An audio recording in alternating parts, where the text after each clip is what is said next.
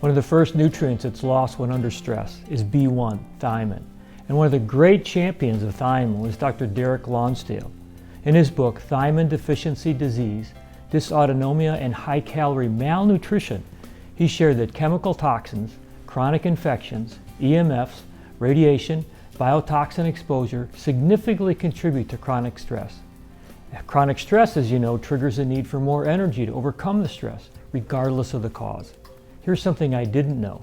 Thiamine is one of the biggest factors to relieve stress because it primes mitochondrial pumps, creating more cellular energy. When you look at the citric acid charts, you see that TTP, short for thiamine pyrophosphate or co-carboxylase, is needed for several steps. Glucose is converted to pyruvate, which is in turn converted to pyruvate dehydrogenase using thiamine pyrophosphate or co-carboxylase. Then the citric acid cycle begins. But halfway through, we need alpha-ketoglutarate dehydrogenase, which, as you can see, is another thiamine pyrophosphate or co-carboxylase dependent enzyme. These thiamine-dependent enzymes are depleted during stress, which in turn limits the amount of ATP available. Remember, the citric acid cycle feeds the electron transport chain enzymes and cofactors, which are needed to manufacture ATP. If the cofactors aren't present, we only get 2 units of ATP via glycolysis versus 36 if it goes through the electron transport chain. Thiamine-dependent enzymes have regulatory effects on multiple systems. They act on other enzymes, and these enzymes in turn are rate limiting for other enzymes.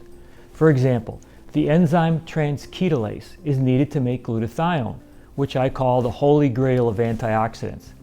Guess which nutrient deficiency limits transketolase? Exactly, thiamine. Here's what Dr. Lonsdale had to say about just one of the results of a thiamine deficiency. The patient with a thiamine deficiency had a very low concentration of oxygen in the arterial blood, but had a high concentration of oxygen in the venous blood. The oxygen was picked up at the lung, but it wasn't being transferred to the cell. It was passing through the cell and getting into the venous blood without being consumed. In other words, thiamine becomes the arbitrator of a normal oxygen balance and utilization in the cell. Lack of thiamine creates a lack of oxygen at the cellular level, and that creates a pseudo-hypoxic condition. What thrives in a hypoxic environment? Bacteria, viruses, even cancer. Stress of any kind depletes thiamine, and that includes chemical toxins, chronic infections, EMF, radiation, and biotoxin exposure. As you know, all these factors create oxidative stress and chronic inflammation, and both oxidative stress and chronic inflammation rob the body of thiamine.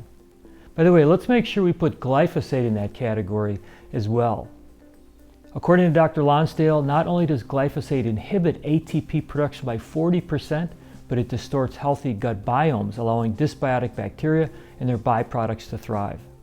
Dietary sources that deplete thiamine include coffee and tea, consumption of red cabbage, blueberries, red currants, red beets, beans, chickpeas, lentils, seed oils, consumption of raw fish, excess alcohol, medications, especially diuretics. There are many forms of thiamine. Thiamine hydrochloride and thiamomononitrate, which are both water-soluble. Bentophotamine, which is fat-soluble, and a form called TTFD. But the body converts all these forms to thiamine pyrophosphate, which is also called co-carboxylase. One of my mentors, Dr. Mark Force, gave an incredible webinar titled Using B Vitamins in Clinical Practice, Optimizing Patient Outcomes, focusing on B1, B2, and niacin.